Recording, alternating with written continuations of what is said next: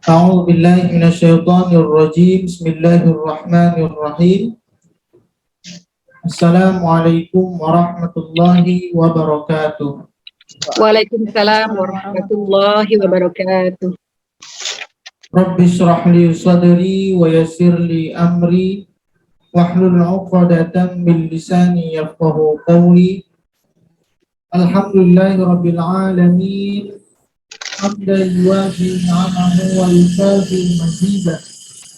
Ya Rabbana lakal hamdu kama yanbaghi li jalali wajhikal karim wa 'azimi sultanik. Allahumma salli wa sallim ala sayyidina Muhammad wa ala ali Muhammad walhamdulillahi rabbil alamin.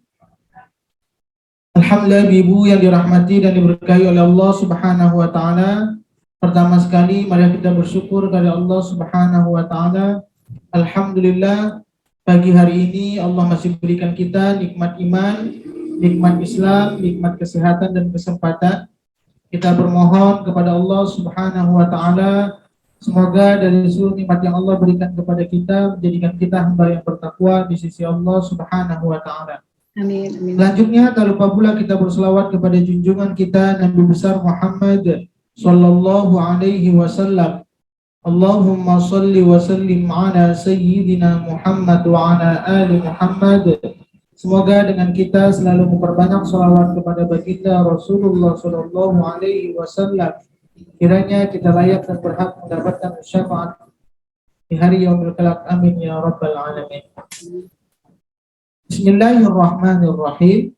An-nabar ini secara bahasa artinya menghentak. Sedangkan secara istilah meninggikan suara sedikit ketika mengucapkan suatu lafaz Al-Quran. Jadi ada lafaz-lafaz tertentu ketika membaca suaranya harus dinaikkan. Tujuannya untuk apa? Yaitu menekan suara tersebut sehingga lebih jelas pengucapannya. Nah, kapan terjadi bacaan an-nabar tersebut? Yaitu yang pertama, an-nabar terjadi pada 5 keadaan. Yang pertama ketika mewakafkan huruf bertasydid. Contoh kalimat kita boleh buka surah Al-Ahzab ayat ke-56.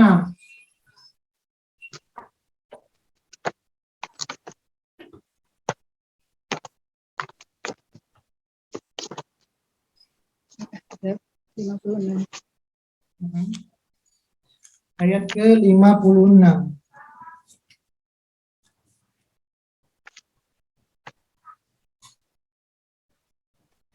Sudah ketemu Ibu, halaman 462. 426, maaf kembali.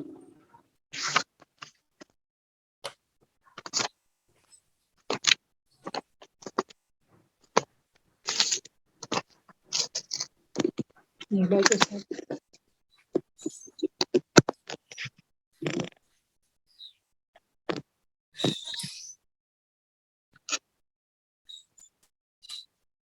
Sudah ketemu Ibu?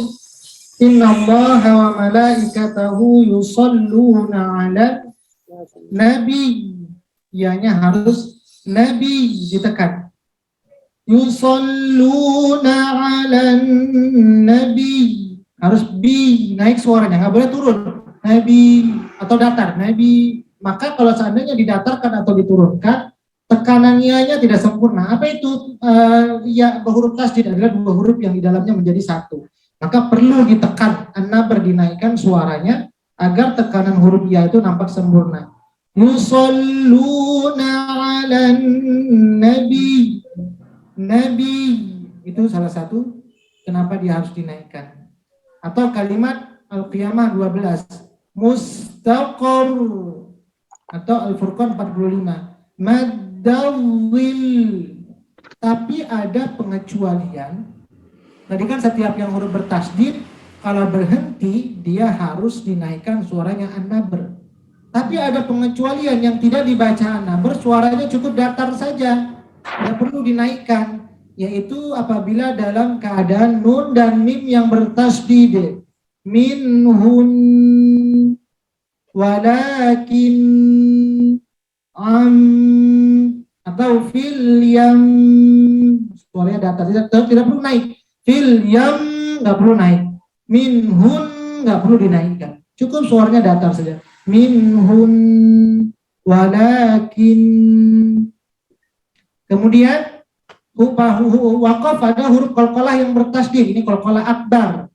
Jadi untuk qalqalah akbar nggak perlu bil haq, suaranya nggak perlu dinaikkan. Bil haqqa fil hajj watab, hanya jedanya saja untuk menunjukkan bahwa dia tasdid, tapi suaranya nggak perlu dinaikkan. Seperti selain berarti untuk yang dinaikkan itu selain nun sama mim bertasdid sama huruf qalqalah. Sisanya maka semua harus dinaikkan. Alan nabi al-mustaqar maddawil. Huruf qalqalah ada berapa? 5 tambah 2 mim sama nun, 7 huruf yang tidak perlu an-nabar kalau huruf bertasdid kemudian dalam keadaan waqaf. Sisanya berarti kalau 28, 21 huruf sisanya harus di-an-nabarkan, dinaikkan kalau berhenti pada huruf yang bertasdid. Bisa dipahami Bu? Yang nomor 1. Itu yang pertama. Yang kedua, ketika waqaf mewakafkan hamzah yang didahului oleh huruf mad. Contoh baik pada bacaan arif disukun fis sama. Ketika ada kita ingin berhenti, huruf terakhir berhenti itu huruf hamzah yang sebelumnya rumus mad. Fis sama min su min syai hauna.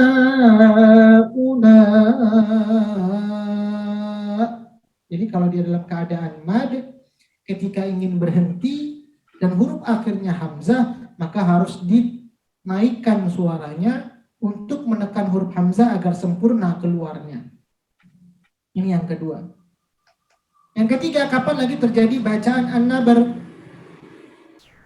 Ketika mewakafkan huruf waw bertasdid dan ya yang bertasdid yang sebelumnya berharokat fathah, kasrah atau dhammah. Jadi intinya setiap huruf waw bertasdid dan ya bertasdid harus dinaikkan suaranya. Awwa atau iyyaka na'budu wa iyyaka nasta'in. Atau ar-rijalu qawwa naik. Innahu awwab. Ini rumus yang ketiga. Yang kedua, apabila ada mewakafkan yang huruf akhirnya hamzah yang sebelumnya mad, maka hamzah tersebut harus dinaikkan. Tujuannya untuk menekan huruf hamzah. Yang ketiga, apabila ada waw bertasdid dan ya bertasdid, terserah huruf barisnya apa saja sebelumnya, fathah, kasrah, dhammah, maka dia tetap dinaikkan huruf ya-nya.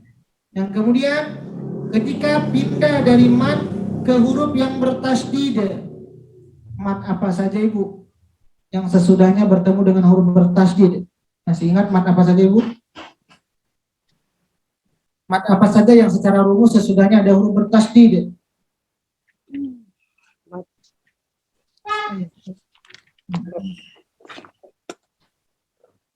Mad apa Ibu? Ya, Bu Mela, mad apa saja? Oke. Yang tadi saya baca pagi. Oke. Ya bisa buka Ibu. Oh ya, mat farki Pak Ustadz. Mad farki dengan? Mat lazim kalimi musaqqal. Ada 2 mad. Yang mad sesudahnya ada huruf bertasdid, jadi terjadi bacaan an-nabar ini pada mad farqi dengan mad lazim kalimi musaqqal. Ini contoh semua mad lazim kalimi musaqqal. Al-haqqah. Saya nggak jelaskan lagi mad farqi itu bagaimana mad lazim kalimi musaqqal karena sudah. Maka saya katakan tajwid ini selalu mundur ke belakang lagi materinya. Al-haqqah min dabbah, atau seperti mad farqi qul adzakaraini. Ini rumus yang keempat. Sampai 4 ini Bu Sri tadi nampaknya mau tanya, silakan sebelum saya yang terakhir yang kelima. Ini dari 5 ini dari segi makna kita memahaminya. Ya Bu Sri. Ustadz mau tanya yang tadi diterangin apa ya? Yang kalau wa mataun ilahin itu naik. Enggak. Apa namanya barusan? Mata'un ilahin. Hin. Hinnya mat alif sukun. Tidak ada huruf hamzah di dalamnya. Tidak ada. Berarti biasa aja ya bacanya. Biasa saja. Wa mata'un ilahin. Ya. Biasa bacanya. Karena tidak ada huruf hamzah. Ya Ustaz, makasih. Iya. Ya, ada satu lagi Ustaz. Tanya Bu Mami. Bu Mami, silakan Bu Mami. Maaf Bu Rina, ke klik. Jadi bertanya atau gimana Bu Mami? Tidak. Pencet ya. Oke. Oh, Baik. Oke. Sekarang yang kelima. Yang kelima ini memahaminya dari segi arti.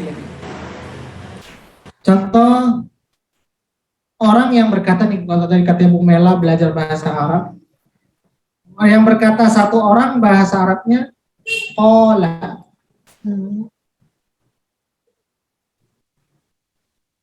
Dua orang yang berkata bahasa Arabnya apa Bu?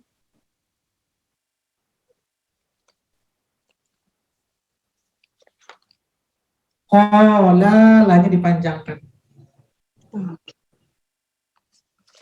Ini dua orang yang berkata. Oke, itu bedanya ya. Oke. Iya. Kalau duduk satu orang, jalasa, dua orang yang duduk, jalasa, sanya dipanjangkan. Huruf akhirnya. Oke. Dalam surah An-Naml ayat 15, kita buka dulu. Surat keberapa Ustaz? Surah An-Naml. Surah An-Naml. 9. Surah 27 ayat ke-15.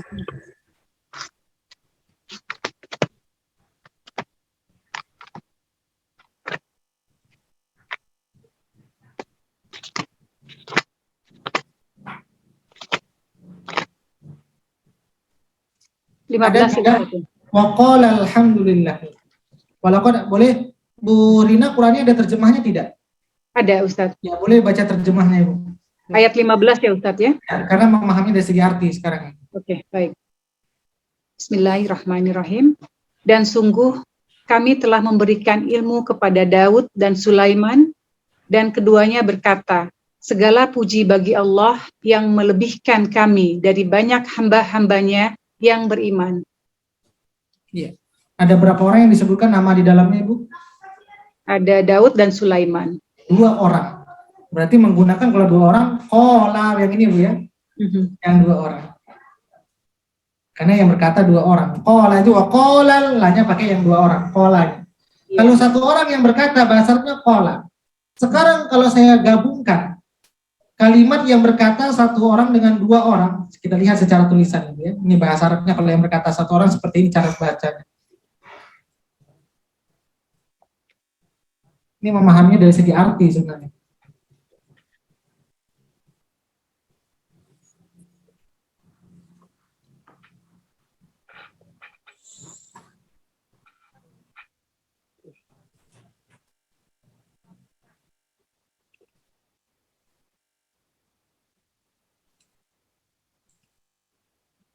Ini yang berkata satu orang.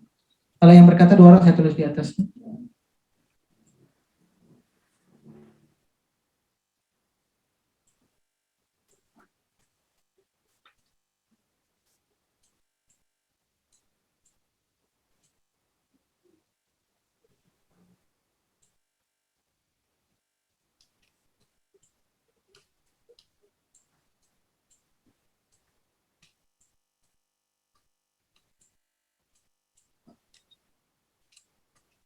Ya, sekarang saya minta ke Bu Rina untuk baca. Sama tidak suaranya antara bacaan yang di atas? Bisa terbaca tulisan saya Bu Rina atau terkecil sekali? Bisa Ustaz. Boleh Bu Rina baca yang di atas dengan yang di bawah. Oke, yang di atas bacanya wa qala alhamdulillah. Yang di bawah. Yang di bawah wa qala alhamdulillah.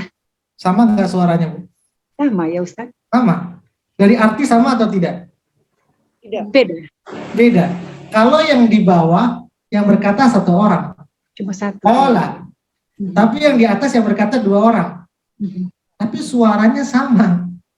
Gimana cara membedakannya? Maka perlu an-nabr. Kalau yang berkata satu orang, wa qala alhamdulillah, suaranya datar. Tapi kalau untuk yang berkata dua orang, suaranya harus dinaikkan. Wa qala naik alhamdulillah. Ini salah satu fungsi an-nabr itu bagaimana, karena ada bahasa Arab itu yang kalimat satu dengan kalimat dua suaranya sama saja, tapi secara arti dia berbeda. Maka bagaimana menentukannya? Harus dinaikkan suaranya. Seperti itu, Ibu. Bisa dipahami, Ibu? Yang untuk contoh nomor 5, ini lebih kepada makna. Contohnya banyak di Quran. Contoh seperti kisah Nabi Yusuf. Wastabaqal ba, ini dua orang. Zaqash syajarah, ini dua orang. Nabi Adam dengan Hawa nggak boleh dekatin pohon. Tapi bahasanya mendekati satu orang, zaqo. Saya tulis kalimatnya. Zaqo. Kalimat seperti ini, zaqo ini untuk satu orang. Zaqash syajarata. Ini satu orang. Syajarata. Syajarata. Tapi di Quran dia dua orang, Adam dan Hawa. Bahasanya yang musanna, zaqo, pokoknya dipanjangkan untuk dua orang.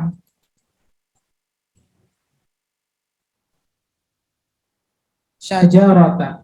Kalau dibaca biasa, ada nggak perbedaan suaranya? Mungkin boleh Bu Rina baca lagi. Oke. Ada yang pertama, gimana suaranya, Bu? Ini anggap kita belum belajar an-nabr, gimana bacaannya, Bu? Zakos sajaroh.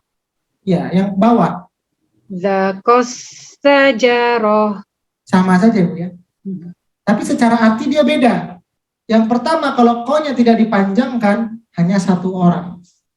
Kalau yang ko-nya dipanjangkan untuk dua orang.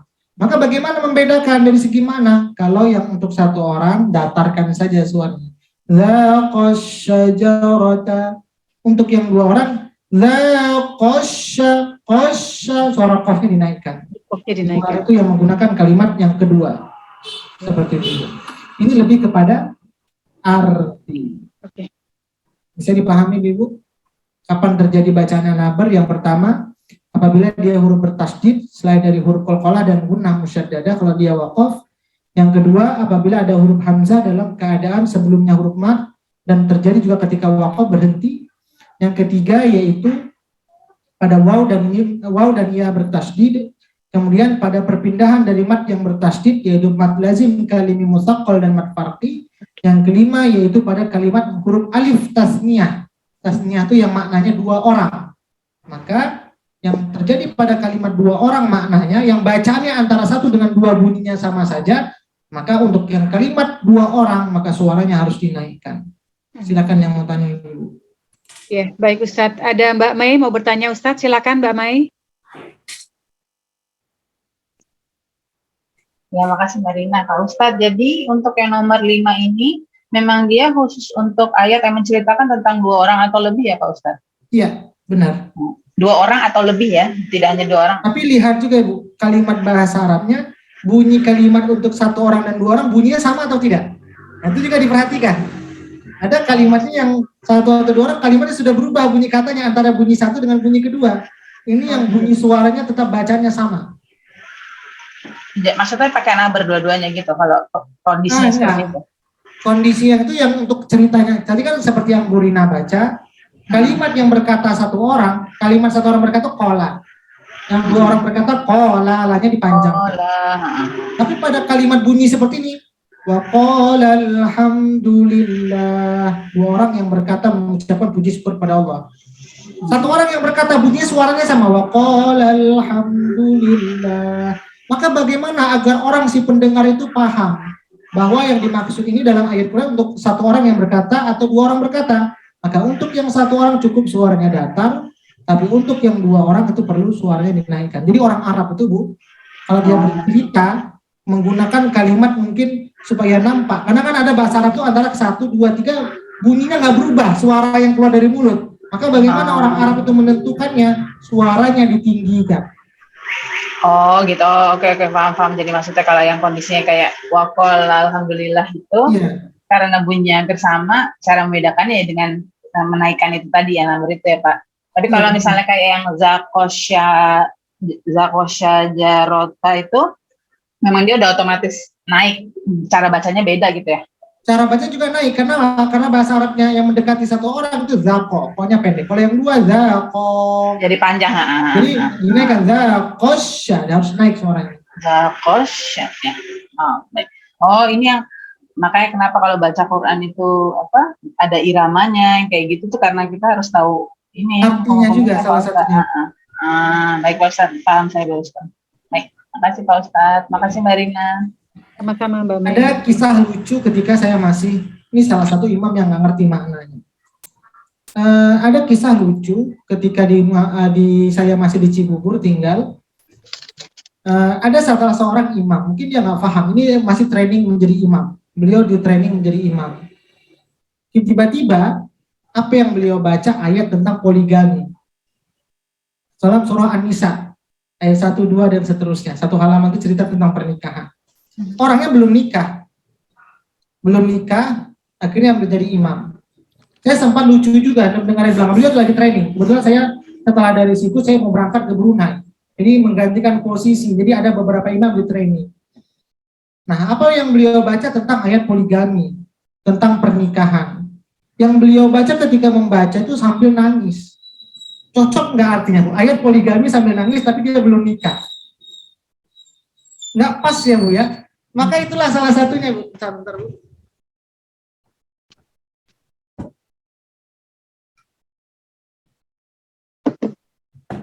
Ya. Jadi itulah Bu. Jadi setelah training kita sama cerita makan-makan.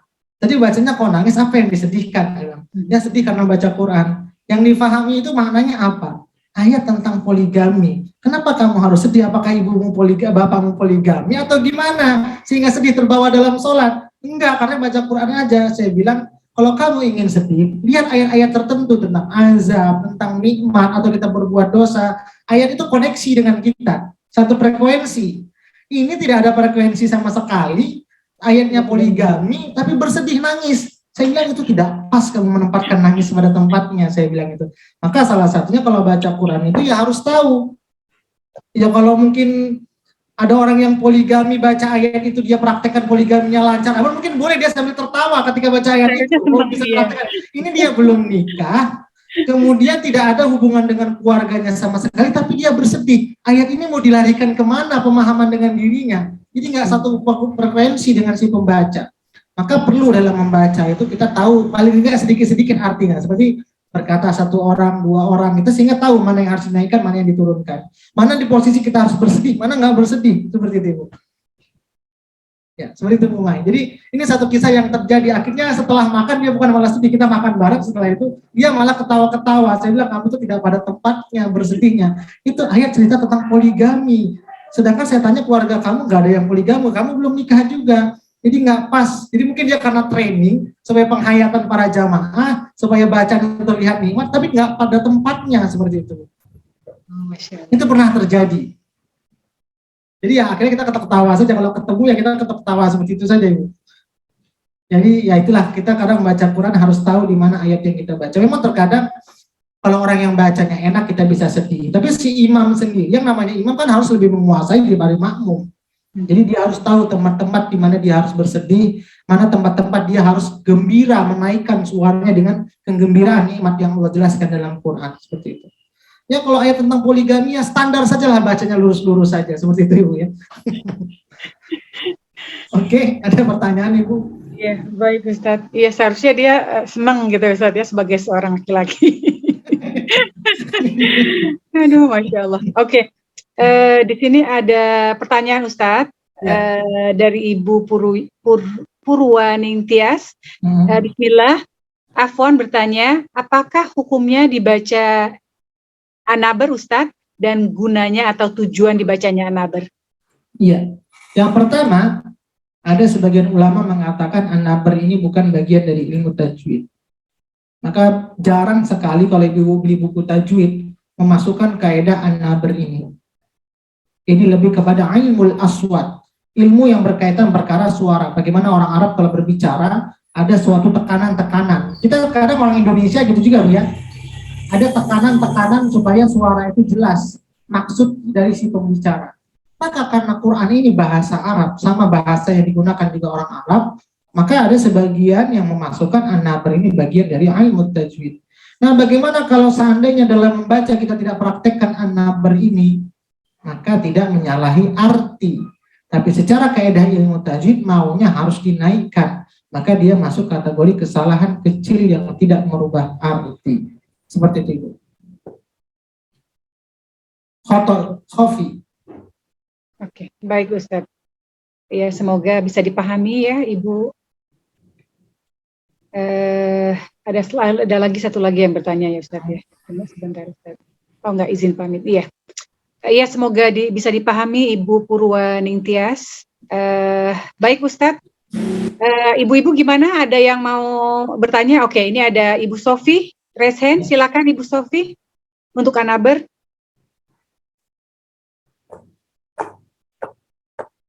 Assalamualaikum warahmatullahi wabarakatuh, Ustaz. Assalamualaikum warahmatullahi wabarakatuh. Iya.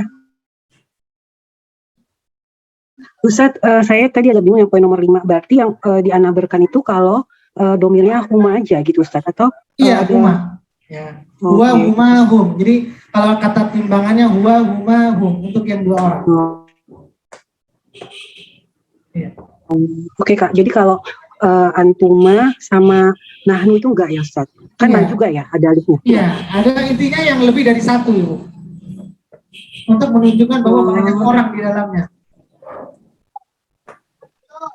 Seperti itu Ibu. Oke, berarti kami juga bisa juga harus ditekan juga misalnya. Ya, tergantung fa'alna gitu. katanya bisa merubah arti atau tidak, atau kalimat mufradnya dengan musanna, mufrad dengan jama' atau musannanya sama nggak bunyi suaranya. Kalau dia sudah beda suaranya, nggak perlu dinaikkan. Ini yang terjadi apabila suaranya sama. Berkata satu orang dengan berkata dua orang sama saja bunyi suaranya. Kalau dia bertemu dengan huruf sukun sesudahnya. Kalau dia sudah berubah kalimat antara yang mufrad dengan musanna, ya suaranya lurus-lurus itu tidak masalah Ibu. Bingung juga ya Ustaz. Ya, makanya intinya ke bahasa Arab lagi. Memang nanti boleh juga dimasukkan di Bu Sri ya, kita buka kelas bahasa Arab mungkin juga. Mungkin setelah tajwid ini clear, baru kita buka kelas bahasa Arab dengan tadabbur mungkin. Ya, makasih Ustaz. Ya, Bu. Jadi baca Qurannya lebih menikmati. Mungkin kita juga ada di Jawa sana, itu sangat terkenal metode. Di rumah ini nggak ada pula bukunya. Bukunya di Malaysia. Saya tinggal buat sebentar Bu. Bentar saya share.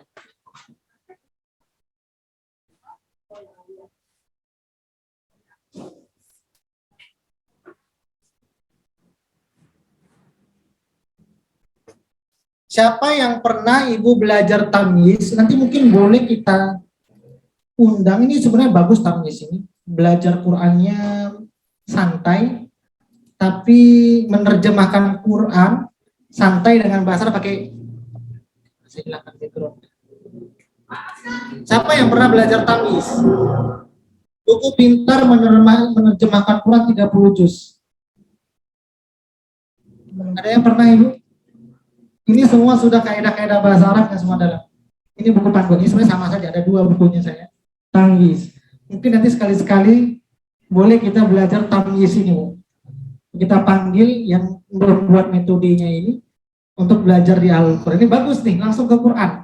Jadi kalau Ibu menerjemahkan Quran, sekali baca tuh langsung bisa connect apa artinya. Kedudukannya juga, mudi, mudhari, karena kita lebih kalau bisa ke Quran saja lah. Karena mungkin kalau ke ngomong bahasa Arab nanti otomatis juga sebenarnya bisa ngomong dengan kosakata yang berada bahasa Arab. Ini mungkin boleh nanti kita setelah tajwid, nanti saya akan cari informasi ke teman saya siapa yang bisa menguasai betul-betul enak dalam mengajar. Kalau saya belum, karena ini pakai agak ada irama-iramanya Bu, pakai menyanyi sedikit. Cara ngapalnya pakai qasidah, ngapal timbangan bahasa Arab, jadi nggak bosan. Nah saya menyanyikannya kurang ahli saya Bu, menyanyikan. Itu ada Ibu Budi yang Bu Budi yang udah di level 2 tuh Ustadz, lagi belajar, dia bilang. Siapa Ibu? Ibu Budi ya tadi ya, dia bilang sudah pernah belajar itu, lagi di level 2. Oh Ibu iya. Budiarti. Bu Budiarti. Belajar di mana Ibu? Assalamualaikum Pak Ustadz. Assalamualaikum Ibu. Saya di Bandung Pak Ustadz. Iya, ini daerah Jawa Barat, daerah Pulau Jawa yang Iya, sering memakai iya. metode ini. Saya dulu di Iya, Kediri. jadi dia menghafal beberapa katanya lewat lagu-lagu Pak. Jadi kayak isim, ada isim nama. Ibrahim, Adam, Ibrahim, Sulaiman, Daud. Gitu Pak. Jadi ya alhamdulillah langsung dipraktekkan ke ayat Al-Baqarah, sekarang masih Al-Baqarah ke 21 ayat. Ya benar. Gitu. Ya nyaman Pak.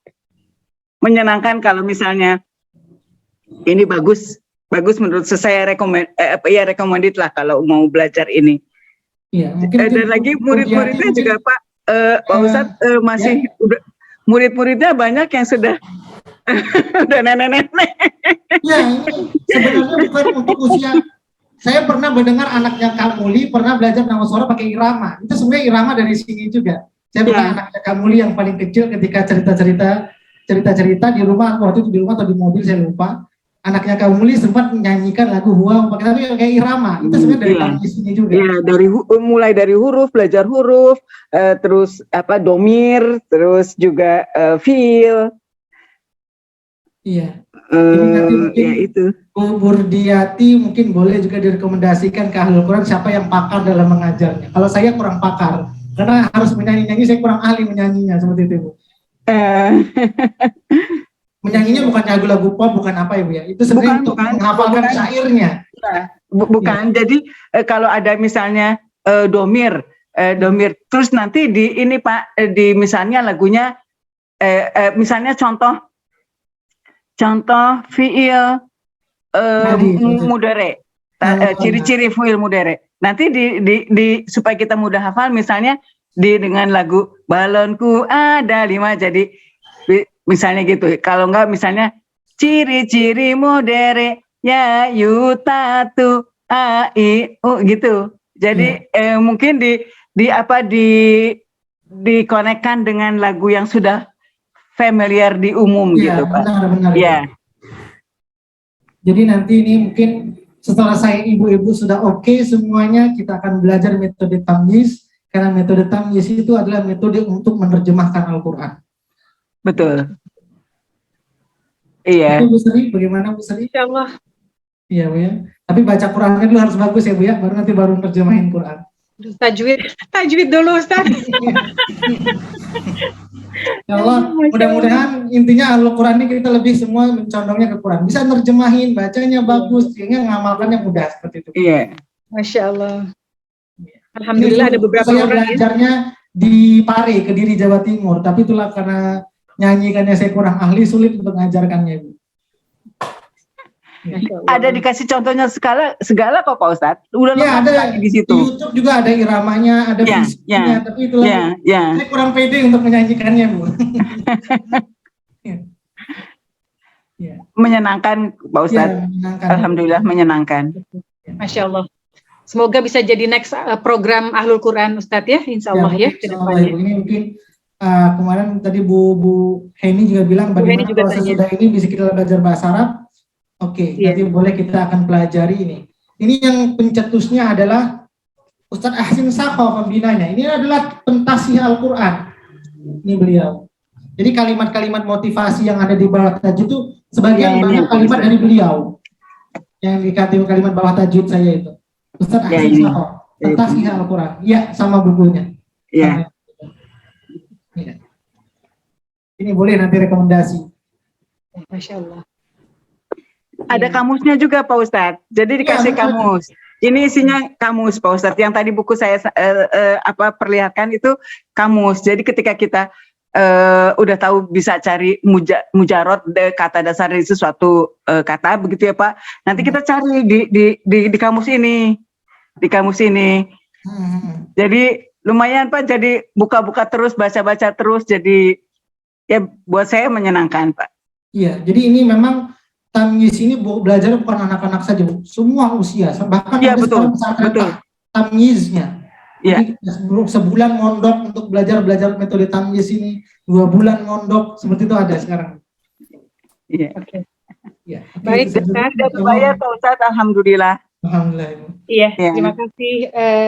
Ini saja mungkin Ibu dapat saya sampaikan, lebih kurangnya mohon maaf. Semoga yang sedikit ini bisa bermanfaat untuk kita semuanya. Kita tutup dengan doa.